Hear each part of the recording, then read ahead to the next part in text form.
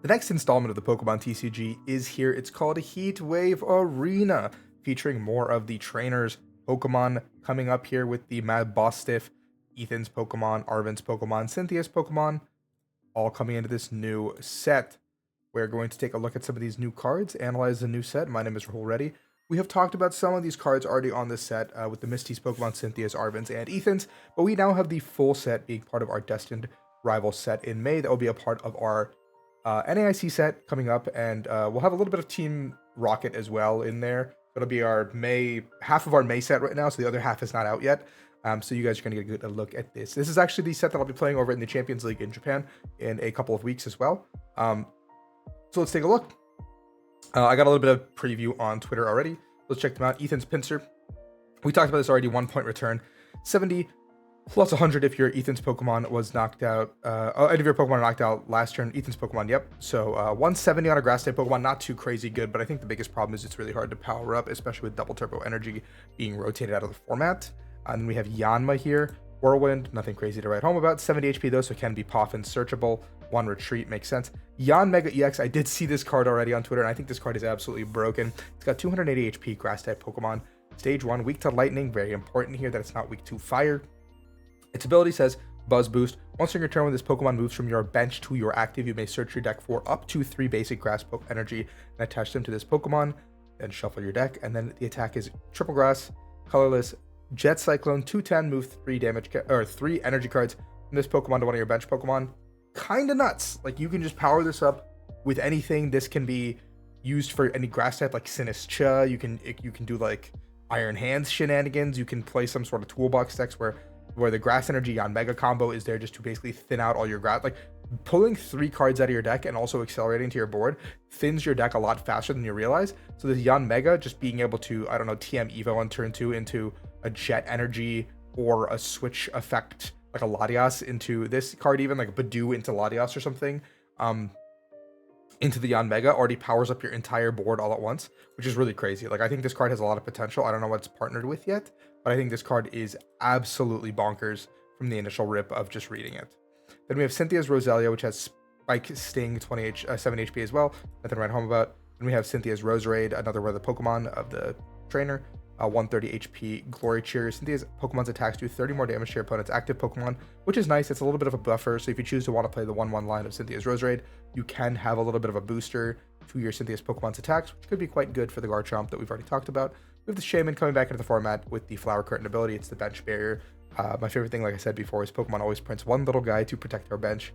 And this guy's our little guy for this set for the next like probably 3 years. We're gonna like love this guy in all of our decks. 80 HP does make it so it's not Poffin searchable, but it's actually quite big. Then we have a Dwebble.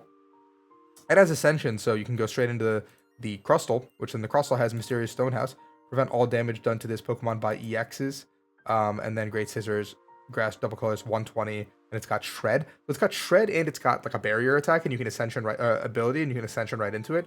I guess the question is going to be how much is the meta going to be dominated by EXs? If the meta gets really dominated by EXs, this Crustle can go into like a wall deck as like as a tech, I guess, because you could play like Milotic, Farigiraf, Crustle, and Crustle can attack with the Great Scissors, meaning that it has a Shred effect as well. So it's quite good, but I don't know if it's better than Cornerstone specifically in those wall style decks. Then we have Applin and Diplin with the Energy Loop, put an energy in your hand.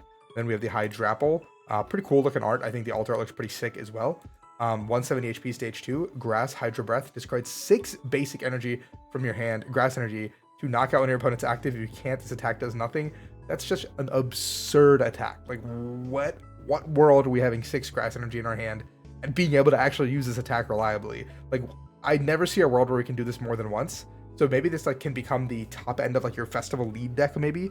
I don't know. This is just such a funny attack, and I think the payoff would be really cool if you get it off. Then we have the Tail Mask, Ogre Pawn, Grass Dance, search your deck for basic grass and attach to your Pokemon. Nothing crazy. And then Grass, Ogre Hammer, 120. Can't use it next turn.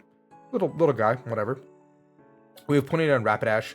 Rapidash just says once your turn you might draw a card. Pretty unique ability here, but I don't think it really has any merit outside of something like Cube. I just don't think it's enough to play 2 cards dedicated to drawing 1 card every turn with a really mediocre attack and something that can get sniped on the bench pretty easily and just eats up like a bench slot, right? Like, I don't want this to eat up the bench slot that it's being dedicated to. Then we have Ethan's Cyndaquil and Quilava. The Quilava is quite good with the Adventure Bound ability. Once during your turn, you may search your deck for Ethan's Adventure, reveal it, and put it into your hand. Pretty good. Gets the support exact that we need. We've already talked about the Ethan's package. This is quite good. And then we have Buddy Blast doing 40 plus 60 for each Ethan's Adventure in the discard pile. So as the game prolongs, these Quilava can become a Typhlosion that can start swinging for, after you play 2 Ethan's Adventures, you're now swinging for 160, which is quite a bit of damage, and then 220 on the next one, which now one-shots EXs. And if you have all 4 in the discard, that's 280. And so with a damage modifier, you're now hitting for 310, potentially more. So you go from there. Then you have Ethan's Slugma and the Macargo. Slugma has 80 HP, most notably, so it's not Poff and searchable. Then we have Macargo, which is Melt and Flow. If there's any, it has no energy, it has free retreat. And then Lava Burst, 70 times 5 energy from this Pokemon, 70 times the number of fire energy discarded from this Pokemon. It's a little bit difficult to power this guy up, so yeah, it's a unique attack. I don't think it's very bad, but it's hard to pull off. Then we have Ethan's Ho, which this card is absolutely broken. I think that the Golden Flame ability that searches your deck for 2, attaches 2 basic fire from your hand to one of your benched Ethan's Pokemon. Just once per turn. It's not a once per Ethan's Ho-Oh or like once per like total Golden Flame per turn. You could do this with all of your Ethan's Ho-Ohs, meaning if you have 2 Ethan's Ho-Ohs or 3 Ethan's Ho-Ohs and ways to find more fire energy, you can just go straight into like a Shining Feather turn 2 or even turn 1 going second. Like this is just an absurdly strong attack that I think is very powerful, doing the 116 healing 50 from all of your Pokemon. So you can just keep healing your Pokemon with the Ethan's Ho-Oh and just having a very good board state. Then you have Hearthflame Ogerpon, search deck for fire, same thing, 80 and then burned. So very similar in how they do these things. Then we have the Misty Psyduck. Once during your turn, you may discard this Pokemon, bottom card of your deck, sorry, and then discard this Pokemon, put it on top of your deck, which is, you might think it's like goofy, but this is Poff and searchable first of all, and then it is really, really broken with another card we're going to see in the Misty's package. Then we have the Misty's Staryu, also Poff and searchable. We have Starmie here, 60 plus 80 if it evolved this turn. Really not enough damage to actually do any subsequent, like, it's not worth putting in the deck, I feel like, if in the Misty's deck.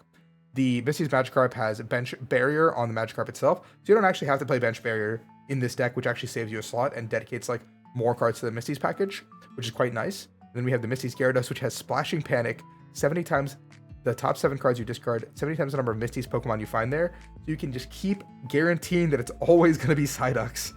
The problem is, I don't know if you have enough cards in your deck to take 6 prize cards with this, so it's got to be on like EXs. Like you probably can pull off 3 attacks pretty reliably with the Psyducks, but like I don't know if you can do more than that. So I don't know if this deck is actually good, but the payoff seems really fun. The Misty's Lapras gets the 3 Misty's Pokemon, puts them in your hand, so you can also use the Lapras early game to just set up your board, or you can just use like a combination of Poffin plus Evo, just a very classic combination of setup. Then you have Cynthia's Feebas with Undulate, which has just flip a coin if nothing happens. And then Cynthia's Milotic, 130, 60, 30 to your opponent's bench. A lot better when there's no bench barrier, but pretty mediocre at this current time being because there's no bench barrier anymore. Then we have Weasel, Floatzel. Nothing here to write home about. The 140 is cute, but there's no DT again, so it's very hard to power up. Then we have Dondozo EX, sorry, a big guy coming in from the Scarlet and Violet era. I guess this is the end of the Scarlet Violet era, so it's only a nice homage that this guy finally gets an EX. I think it's long overdue because I think the rest of the Lake Guardians got EXs, or the rest of the Guardians in general, like the dudes. Tsunami Reversal, 30 plus 10 for each damage count of this Pokemon. It is 260, so it is a big, thick boy. 2 waters, 2 colorless, 120 plus 120. And if you do that, it does take 50 damage back to yourself. So you do soften yourself up, but you do quite a bit of damage. The problem is I don't know if you can put more damage on yourself early enough to use Tsunami Reversal in an efficient manner. And putting damage on yourself seems pretty bad in this format. So if you're not taking 2 prizes with Dynamic Dive, it doesn't feel great. And this is like a pretty steep energy cost. Wallspring Ogerpon here as well, getting a water and attaching it, and then 100 and heal 30. So all 3 of the Ogerpons are here in this. Oh, there's Cornerstone too, I guess. Whatever. I forgot about that guy. Then we have Electabuzz. Has Electro Slug, 90 HP, so it's a big guy. 50, not Poff and searchable. Electivire, 280, stage 1 evolves. So pretty big lightning type and fighting weakness. Dual Volt, 50 to 2 of your opponent's Pokemon. Bench Barrier is back, not that great. And then Lightning colorless, 180, and if it has 2 more energy attached, it does 100 more. So 280 for 5, which is quite steep.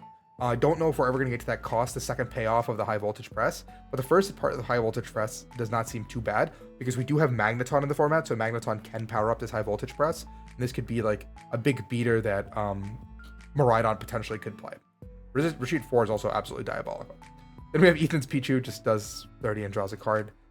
We have Electrike and Manectrike. Manectrike has Flash Impact 120 plus 40 to the bench. Again, Bench Berry is back, so not great. Then we have Rotom, Astonish, a shuffle a random card in your opponent's deck. Feels pretty cheesy, pretty cheeky and good. Gadget Show 30 times the number of each tool attached to all your Pokemon. I don't really know how we're going to do a ton of damage with tools, but power to you if you figure that one out. There's got to be some payoff strategy there. Zero Aura. Discard all energy. 210 to one of your opponent's bench. Pokemon EXs. Obviously, this is like really bad because most of the EX Pokemon have Terra, and then the ones who don't probably are protected by bench barrier. So it's like this is just a really bad card in general. Ethan Sudowoodo is unique because it does have the attempt mimicry to copy an attack, but it's on a coin flip, which I think makes it bad. The Cynthia's Gabite engine is quite good, I think, because the Gabite has Champion's Call, which searches for more Cynthia's cards. So turn one, you can go turn one Evo into 2 Gabites, and then next turn Gabite gets you another card, Gabite gets you another card. So Gabite can get you another Gabite for, like, you can go, your board can be like Gibble, Gabite, Gabite at the end of your turn, then you go Gabite into Gabite, Gabite for another card, Gabite for another card, Garchomp is set up, or you can get another Gibble, you can set up another, like, Roserade, Roselia here as well. Your damage output gets buffed up, and then you have Corkscrew, drive for 100, fill your hand up to 6. With the Roserade, you do 130, and then with Dragon Buster, you do 260. You go up to 290 with the Roserade. Quite good at just getting the pieces up and running, which is, I think, really unique. And the Cynthia's engine is quite strong. We have the Mudbray as well. Mudcoat takes 30 less from opposing attacks.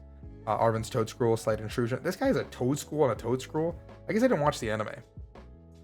I guess all these Pokemon are lore accurate, but I never got this far in the end. Like, I never watched Journeys, I guess, the newest anime. I never watched after Ash left. So I got to get to that at some point. But pull in, you get to have a drag for 140, and then you have Reckless Charge 120 and 32 itself with 3 colorless. Not that good. There's Cornerstone. I definitely didn't forget that you existed. Mountain Ramming, Fighting colors, 100, discard the top card. So every single one does a different thing. Unique.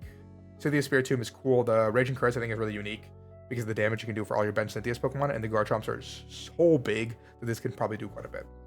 We have Arven's Maschiff. It doesn't do a lot. It is 70 HP. That is quite important again. And then we have the Buzzbostiff EX. 270 HP, stage 1 dark. Hustle Tackle 30 plus 120 if there's no damage counters. Pretty reasonable amount of damage, but how are we going to heal the damage? I'm guaranteeing there's some item that does this for Arven. I haven't seen the rest of the set yet, but I'm sure there's something. Or, I mean, I guess you could Turo chain these as well, and like just Turo chain the Mabostiffs and do a ton of damage. And then you just never get to Boss Headbutt, and the whole plan is to Hustle Tackle over and over again. And you just get to a board where like your Mabostiffs do a ton of damage. So I could see this being quite good. Grass Weakness does not seem ideal because now the Yanmega just blows you up. But yeah. Tauros has clean hit 50 plus 50. The Paldean Tauruses like were all like so mediocre or like so bad. The word is bad that I'm looking for. And this Tauros comes back and is like, hey guys, I'm regular Tauros. Remember me from Kanto? Nope. All right, I suck. Then we have Arven Squovit, Gnaw through 10, discard all tools. Absolutely fantastic. You know, look at this guy. Look at this cute little guy. That's a lot of berries. What's he doing with all them berries? Then we have Arven's Greedent. Now he's napping because he's eating and he's full. Greedy Order. When you play this card from your hand to evolve your Pokemon, you put 2 Arven Sandwich from your discard pile into your hand. I see it right here. Let's see what the card does in a sec. Sacred Ash reprint. Shuffle up to 5 Pokemon. Quite good, I think, in this format. I think we do want to have Pokemon or a way to recycle Pokemon. Really good for the Misty's deck, for sure. And I'm sure good for, like, I don't know. I think recycling Pokemon feels quite good. Not having to play Super Odd. And then Arven Sandwich is heal 30 from your active. The Pokemon's in Arven's Pokemon heal 100. Pretty insane. So we play 4 of these. Heal up our Bostiff. Greeting gets us 2 back each time. Is that better than playing Turo? Probably not. Like, I feel like Turo is just better as an engine. We have Switch and Catcher. I guess these cards are never going anywhere. Wonderful. Then we have the Cynthia's Power Weight, the plus 70 HP to the Cynthia's Pokemon. Then we have MC's Hype Up. Draw 2 cards if your opponent has 3 of your prize cards. Draw 2 more cards. So pretty conditional. I don't think I'd play this. Judge is also back. This Judge is... he's feeling himself, bro. He's feeling himself. And then we have Ethan's Adventure, finally. Search your deck for up to 3 combination of Ethan's Pokemon and Basic Fire. Reveal them and put them into your hand. So you basically get the setup up and running with the Ethan's cards as well. And here are some of the alt arts that we have seen across time. Some of the sleeves as well. Hope you guys enjoyed this video. This is just another quick preview of this. A lot longer than I wanted it to be, but welcome to Heatwave Factory or whatever it's called. And please like and subscribe. Peace.